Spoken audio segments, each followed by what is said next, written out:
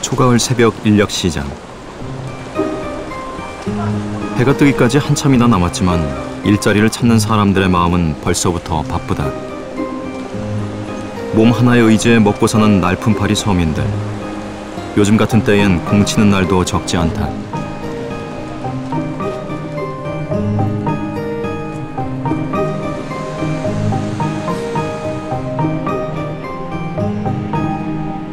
하루 400여 명에게 일자리를 주선하는 직업사무소.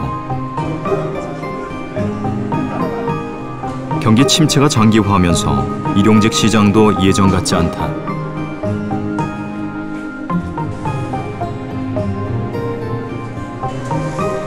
초조하게 기다리는 중년 남성들. 주로 건축 현장에서 일하고 날삭을 받는다. 왜 이렇게 4명 여기 따라가세요? 저 따라가시라고. 수고하세요. 사계절 내내 고된 육체 노동. 그마저도 못할까 봐 걱정이다. 일감을 잡자마자 서둘러 현장으로 떠난다. 멀리 있는 희망보다 당장의 하루벌이가 급한 사람들이다. 날이 밝고 텅 빈 직업소개소. 일감을 못 잡은 60대 남자가 혹시나 하고 자리를 뜨지 못하고 있다. 여기까지 택시 타고 왔거든요, 아침에요. 여기 오니까 제가 지금 5시 한 10분 정도 됐었어요. 근데 지금 못 나오고 있거든요, 지금. 일거리가 몇 년 전보다는 많이 줄어든 것 같아요. 건설 현장 허드렛 일도 경쟁이라고 한다.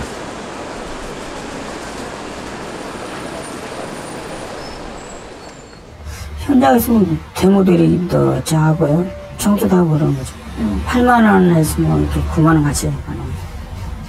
현장에 아무 힘들든 먹고 살든 참고 일해야죠. 남자는 40대까지 금형 기술자였다. 회사가 문을 닫으면서 일자리도 잃었다. 몸살이지 않고 살아온 삶. 지금도 경비 일을 하며 건축 현장에 나선다.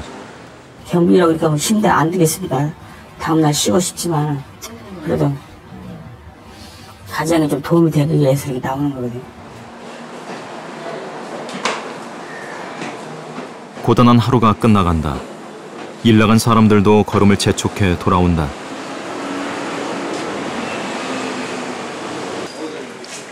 일당을 받고 숙개비를 정산하는 시간. 이 돈을 받으면 또 하루를 살아갈 수 있다. 일용직 시장은 서민들의 마지막 버팀대다. 직장에서 밀려나거나 사업에 실패한 사람들이 몸 하나 믿고 살아가는 곳이다.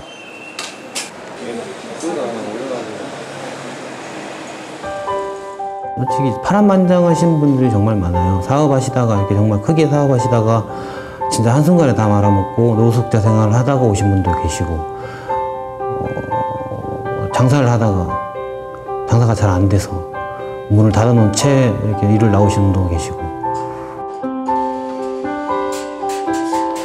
일용직 노동자는 줄고 있다. 지난 10월 기준으로 160만 명.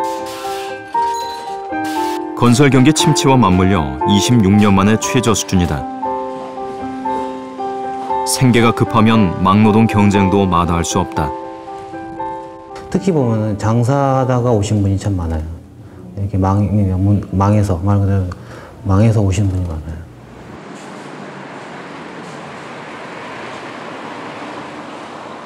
여성들에게 일자리를 주선하는 직업소개소. 주로 식당 일이나 가사 도우미 자리를 알선하고 있다. 성함이 어떻게 되세요? 주방입니다. 예예. 37,000원 되겠습니다. 예예. 예예. 문자 넣어드릴게요. 예. 일손을 원하는 사람들과 일터를 찾는 사람들은 인터넷으로 쉽게 연결된다. 인터넷을 서툴면 경쟁에서 불리하다. 사무소에 의지할 수밖에 없다.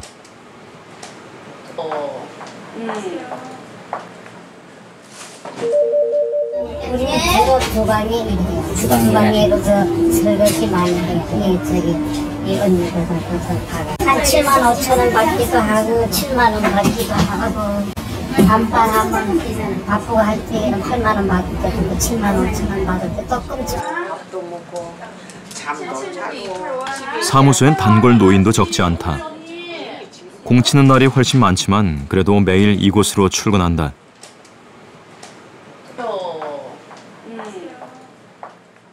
거기 놀면 소장님 잘해주시고 밥도 먹고 잠도 자고 집에 이제 저녁 때 되면 들어가고 그럽니다. 매일같이 그런 일이 옵니다. 이게 어디 뭐 늙은 사람이 주저주저 어디 갈 데도 없고. 13시 주방 맞춰놨습니다. 25년 동안 여성 일자리를 소개해온 김미영 소장. 오늘 하루 가실 거예요? 경제는 발전했다는데 서민들의 삶은 더 팍팍해졌다고 말한다. 여기 주로 많이 일을 하시는 분들이 40대, 50대, 60대가 많다고 보시면 되고요.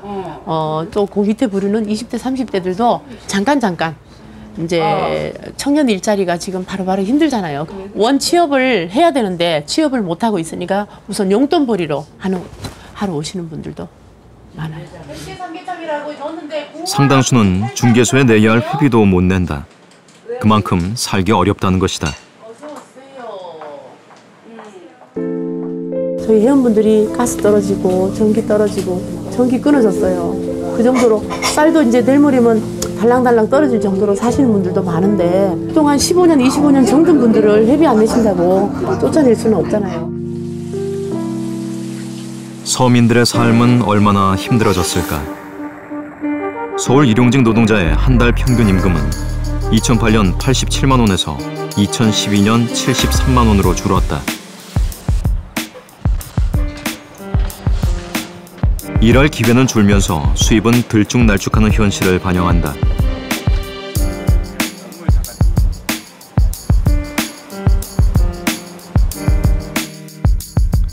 경제 성장과 함께 가구당 실제 소득은 높아졌다. 도시가구의 한 달 평균 실질 소득은 1990년 210만 원에서 지난해 390만 원으로 늘었다. 늘어난 돈은 어디로 갔을까? 상위 10%와 하위 10%의 소득 격차는 1993년 6.8배에서 올해 11.9배로 크게 벌어졌다.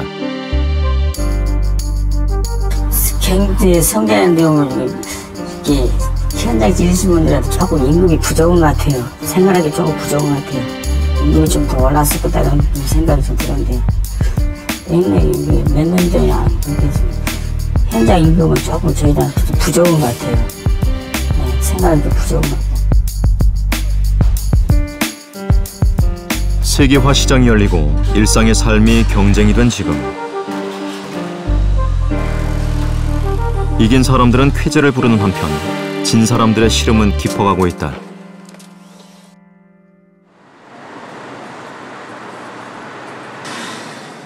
노동시장에서 밀려난 사람들은 극빈층으로 떨어지기 쉽다.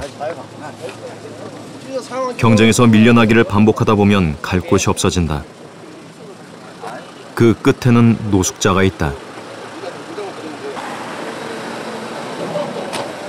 특히 IMF 사태 이후 구조조정이 일상화되면서 누구나 삶의 바닥까지 떨어질 수 있게 된 것이다. 그전에는 뭐 하셨어요?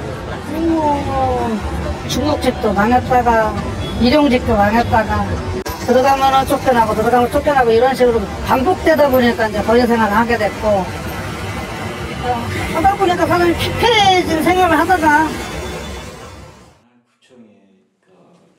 지금은 요리사의 길을 걷고 있다는 중년 남성. IMF 이후 이런저런 직업을 전전하다 노숙 생활까지 전락했던 과거를 털어놓았다. 그 시절의 추위와 배고픔, 그리고 외로움을 잊지 못한다. 추위 그리고 이제 밥을 못 먹었을 때. 노숙 생활을 하게 되면 맨 처음엔 저 같은 경우는 밥 먹는 데를 몰랐었어요. 그래서 대학로에서 충무로까지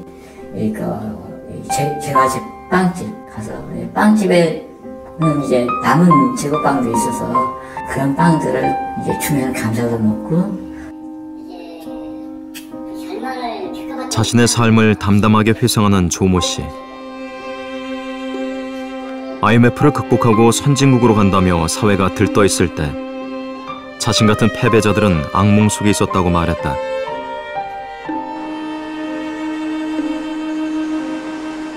(1980년대) 후반 그는 일하는 서점이 폐업하면서 퇴직금도 못 받은 채 쫓겨났다.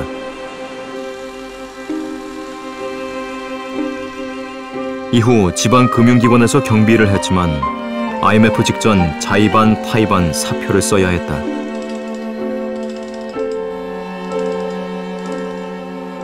고향에서 이제 술에 의지하고 그러다가 어쩔 수 없이 이제 그냥 등지고 이제 서울 올라온 거죠.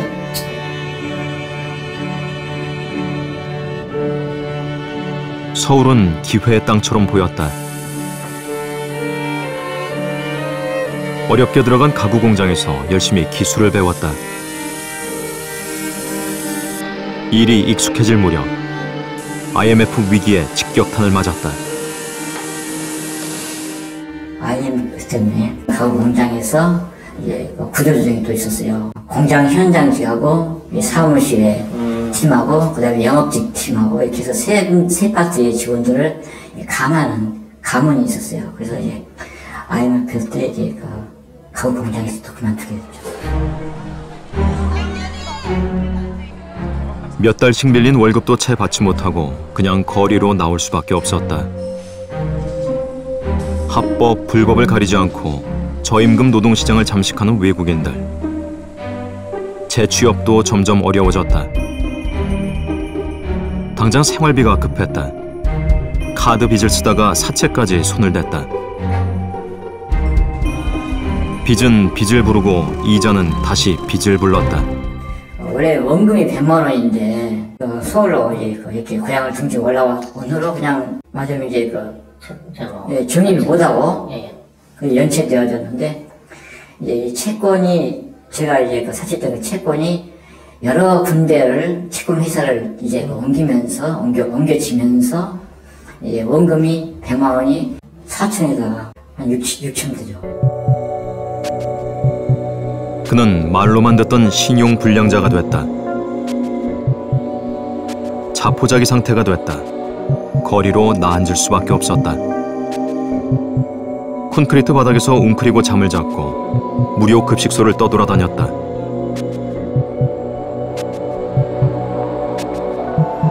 구호단체의 도움으로 어렵게 노숙에서 벗어난 지금도 자신이 무엇을 잘못했을까 되짚어본다. 세상이 일하고 싶어도 이런 상태에서 본인의 의지가 아닌 상태에서 이렇게 구별되어지는 이런 상황이 되어지고 경제적으로나 그렇게 해서 완전히 밑바닥까지 떨어지고. 조 씨의 삶은 매우 불운한 사람의 특별한 사례일까? 아니면 세계화의 가면을 쓰고 다가온 무한 경쟁 사회에서 누구나 겪을 수 있는 불행일까?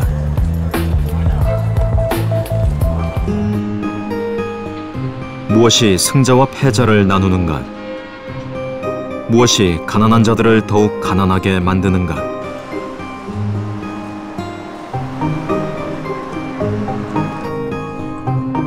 누군가는 혜택을 누리고 누군가는 자비를 기다린다.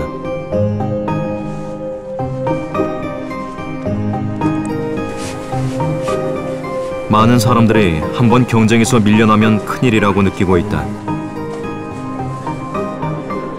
사회 안전망이 부족한 상태에선 추락하기는 쉬운데 다시 올라가기는 어렵다. 올라가기는커녕 떨어지지 않으려는 경쟁이 벌어지고 있다.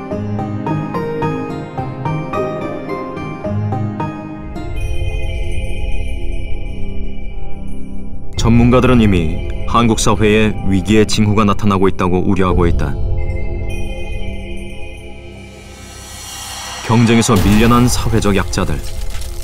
더 이상 내팽개칠 수 없다.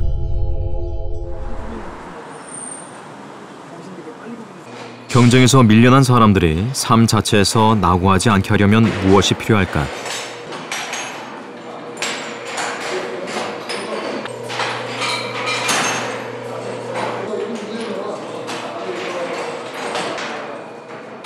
50대 후반의 정기로 씨. 번듯한 대기업 통신회사에서 40년 가까이 일하다 얼마 전 명예퇴직을 했다.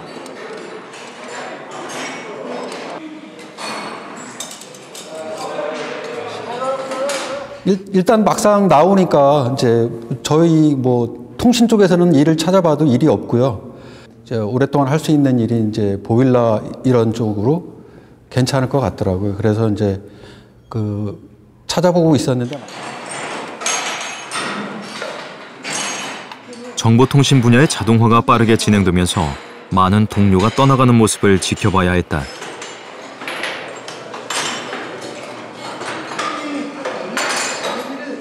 최종적으로 이제 그런 쪽에 인원이 많이 남자 보니까 회사 방침에 의해서 인터넷 개통 업무를 하게 됐어요. 현장 업무를.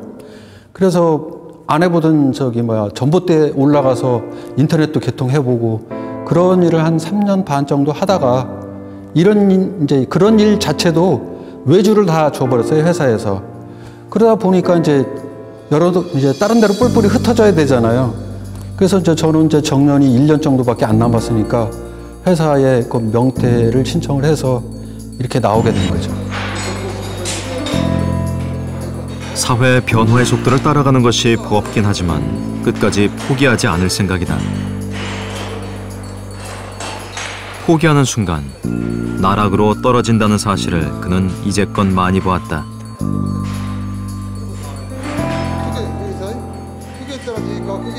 자기 자신을 변화하고 항상 그런 걸 준비하고 이렇게 있어야 할 것 같아요. 그래야 될 것 같습니다. 경쟁에서 살아남으려는 개개인의 노력. 낙오된 사람들을 위한 사회의 연대로 양극화 문제를 해결할 수 있을까?